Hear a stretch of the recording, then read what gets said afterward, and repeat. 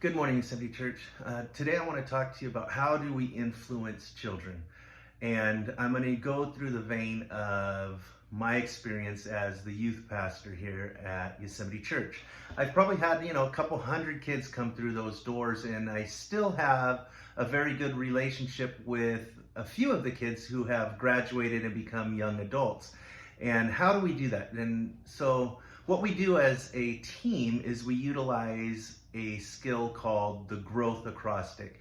And that stands for G is to get to know them, R, reach for their heart, O is open the Bible with them, W is work on their goals with them, T is take time to pray with them, and H is to hold them accountable. Because if we want to get to a point where we have influence and that we can speak truth to their lives, we have to gain their trust. And the way we do that sometimes takes a long time. I had a student that continues to go here. He's a senior now, but I met him when he was a freshman. And I would ask his name, and he wouldn't even speak up to tell me his name.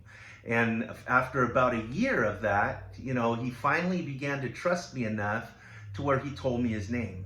And after that began opening up about all sorts of issues. And, we laugh about that now, but it was a trying time for me, because as an adult, a caring, loving adult, I want to be able to be a part of his life. And, his parents would bring them and, bring their children, and they are asking of us to have an influence on them.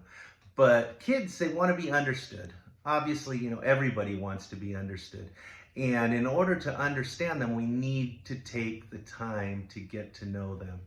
That's the only way it works.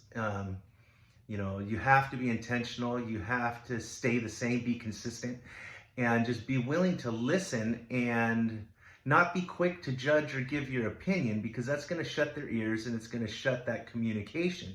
And where there's communication, there's relationship. Where there's relationship, there is influence. So, what we need to do, I think, is to just slow down a little bit. It's if somebody comes up to you and you don't know them and they want to speak into your life, you're probably less likely to listen than somebody that cares about you. Because like Jake said this weekend, it's not until somebody knows that you care, they don't care what you know. And our kids are very much in that situation. Our kids are going through things that I don't have really any experience in as far as the particular things, but I do have experience being a kid who was looking for somebody, positive to speak into their life. I say many times that maybe if I had more of those types of people, I might have turned out differently. For those who don't know, I spent a lot of time incarcerated. I spent a lot of time on drugs, and that started at a very, very young age.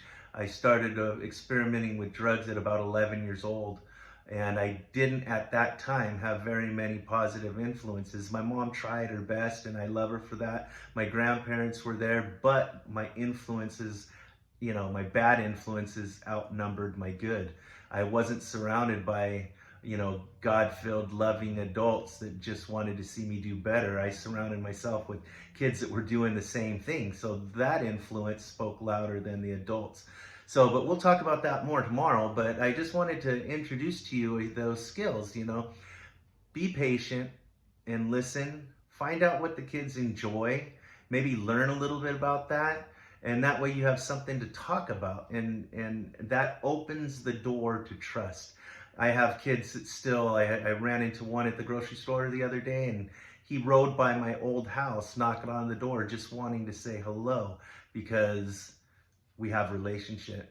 And, I just love that. I love what I do, because I just want to come alongside you as a parent and just speak positively into your young one's life, because I think our youth do have a chance.